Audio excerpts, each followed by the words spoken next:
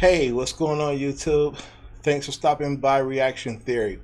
Today's episode is going to be about Janis Joplin. I love Janis Joplin music. She was incredible. She was one of the top female artists back in the 60s with songs like um, Me and Bobby McGee and Piece of My Mind and Cry Baby and so many other great songs. But here is a storyline of the tragic life of Janis Joplin. I hope you guys really enjoy it. Thanks for stopping by. Please subscribe. Please like. Let's get it started.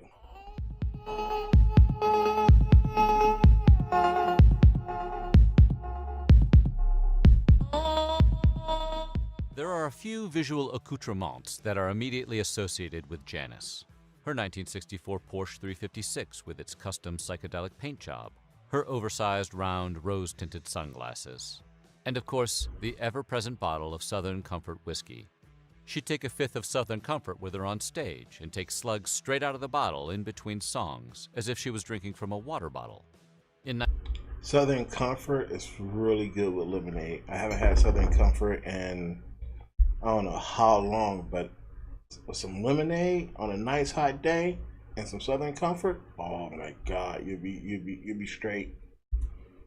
1970, when Rolling Stone writer David Dalton was following her around for a cover story, he listed the following items found in her oversized purse: an antique cigarette holder, several motel and hotel room keys, tapes of Johnny Cash and Otis Redding, and the requisite bottle of Southern Comfort, which he noted was empty.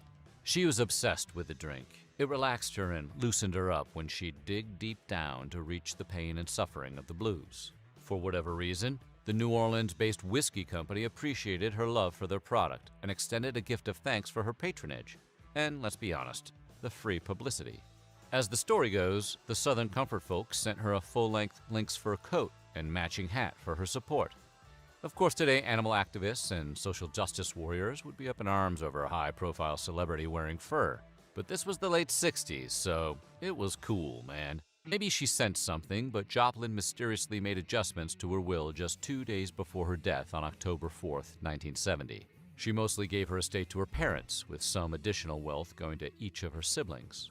But what's unusual is that she had $2,500 put aside for her friends to throw a party in her honor. The stipulation allowed 200 people to hold an all-night gathering at her favorite pub, so my friends can get blasted after I'm gone. Wow. Isn't it amazing how some people have that sense that they're going to pass on?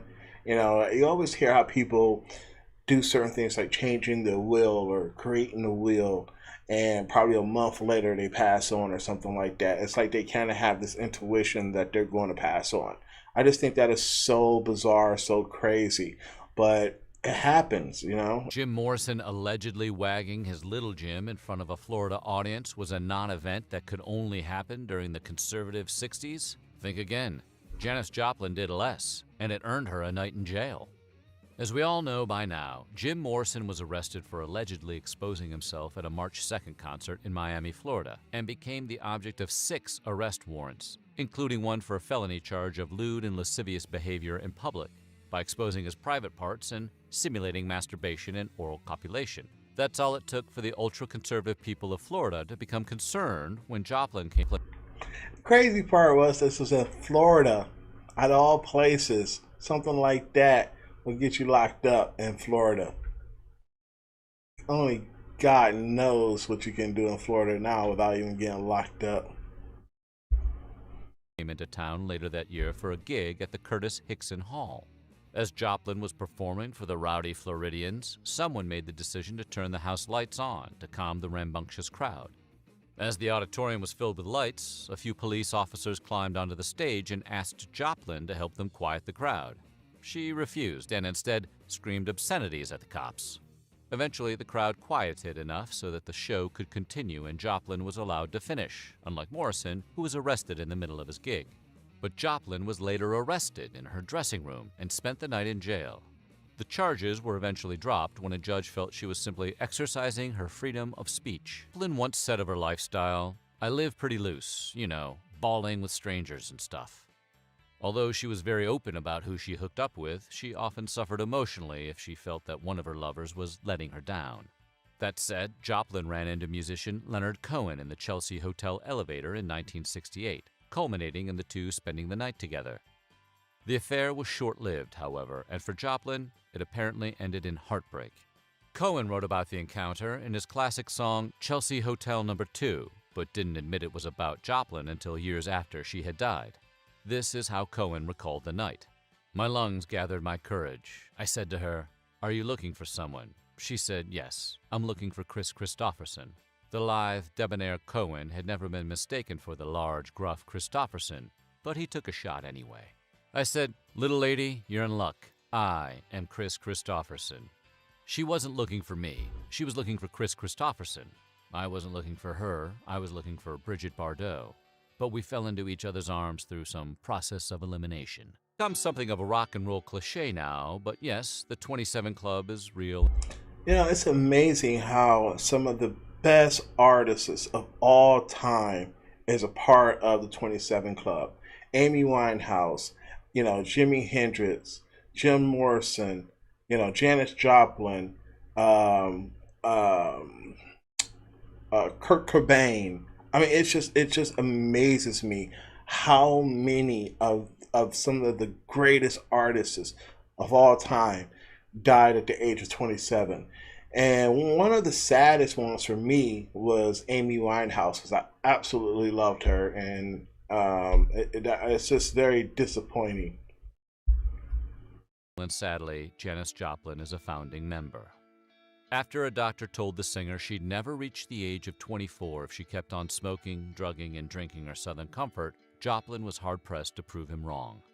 While Joplin's primary vice was the aforementioned Southern Comfort, she did develop a devastating addiction to heroin in the mid-1960s. Her usage steadily worsened, and by 1969, she was allegedly using approximately $200 worth of heroin every day. That's about $700 a day if you account for inflation. After her friends intervened, she managed to quit the habit, only to relapse later. On October 4th, 1970, she was scheduled to record vocals for a track called Buried Alive in the Blues, a song that was slated to appear on her upcoming solo album, Pearl. When she never arrived at the recording studio, she was eventually found deceased in her hotel room from an apparent overdose. Joplin's death at the age of 27 made her a member of the 27 Club, a list comprised of other artists who passed away at the same age, including Jim Morrison, Jimi Hendrix, who died only 16 days after Joplin, Kurt Cobain, and Amy Winehouse. As a child, Joplin was bullied for her appearance and different behavior, and this abuse continued all the way through college. In addition to weight and acne problems from her youth, she struggled with self-esteem issues for her entire life. A good, albeit upsetting, example of this took place when she was attending the University of Texas at Austin in 1962. During her first and only year at U of T, Joplin was voted ugliest man on campus by the school's fraternities, a label that bothered her for the rest of her life. If that nomination and win wasn't what made her drop out of college, it certainly had to be a major contributing factor. She soon left school and her beloved home state of Texas for San Francisco. She later said she left Texas for San Francisco to escape the angry men who liked to pick on her. Joplin learned one thing from her early years of being kicked around by men. It's that she didn't take crap from them later on when she found fame and confidence. A prime example of this was when she met Jim Morrison for the first time. The meeting took place at music producer Paul Rothchild's house, a hugely successful music producer who was friends with Jim and Janis. Rothschild knew Joplin had a thing for Morrison, and he thought the two of them meeting was inevitable, so he took it upon himself to make it happen. Rothschild told Blair Jackson in a BAM magazine interview, "I thought, here's the king and queen of rock and roll. They should meet. So I got them together at a party in Hidden Hills. They both showed up sober and are getting along great. Jim is fascinated by this remarkable girl, and of course, Jim was also a fascinating guy. And really good looking. Janis loved to f***. That was her single greatest pastime. She saw this hunk of meat and said, I want that." The way the story goes, Morrison and Joplin got on famously at first. But as the night progressed, Jim got wasted in true Morrison fashion, while Janis took measured swigs from a bottle of Southern Comfort, maintaining a regal air of drunken charisma. Morrison became rude, violent, and what Rothschild described as a cretin and a disgusting drunk, sloppily trying to seduce Joplin. Joplin had enough of Morrison and the party, so she decided they should leave. As Joplin and Rothschild made their way to her car, Morrison ran out of the house and made one more attempt to close the deal. Morrison then reached into Joplin's car, grabbed a chunk of her hair, and tried to pull her out, caveman style. With her hair in Morrison's grubby fist, Janis swung a bottle of Southern Comfort and hit him over the head with it, shattering glass everywhere and knocking the Lizard King out cold. Wow. Wow. I was born in the 80s. I'm an 80s baby. I can only imagine what life could have been like, being able to experience the 60s and the 70s. It always fascinates me just to see what that life could, it's just fascinating to me. I don't know why, but it just is. But that right there, Janis wasn't taking no crap. She had her Southern Comfort, and not only was it to relax her, but it was also to protect her too.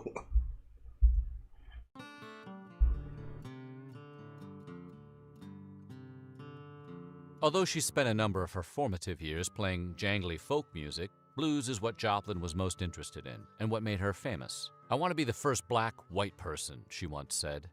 While she loved Billie Holiday and considered the blues legend a hero, Joplin adored Bessie Smith. She claimed Smith was her biggest influence and inspiration, and that she felt such a connection to Smith that she even believed she might be her reincarnation. When Joplin learned that Smith's family in 1937 had buried her in an unmarked grave, she became so angered she split the cost for a tombstone with one of Smith's employees.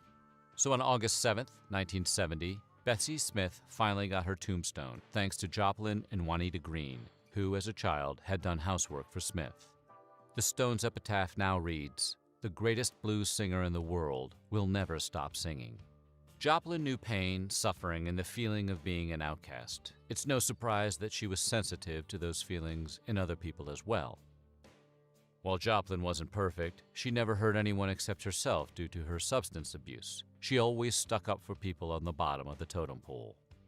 When Janis's 10th grade social studies class in her racially segregated high school discussed racial integration, her strong support of integration provoked a social backlash from several classmates who swarmed around her, calling her an N-lover as she walked to the next class. "They laughed me out of class, out of town, out of the state," she said after moving to California. But as insecure as she was, as we'd later find out, she was able to find strength to stick to her guns and stand up for what she thought was just. Did social ostracization contribute to her early death? It's impossible to know what caused her to lose herself in the vices that contributed to the end of her life. But if Janis Joplin's formative years weren't filled with so much anguish, there's a chance she'd be alive today. That's amazing. Tragic, but she lived a, very amazing life. Definitely. Thanks for watching. Definitely let me know what's your theory. Put your comments down in the comment section. Make sure you subscribe and like. Peace out.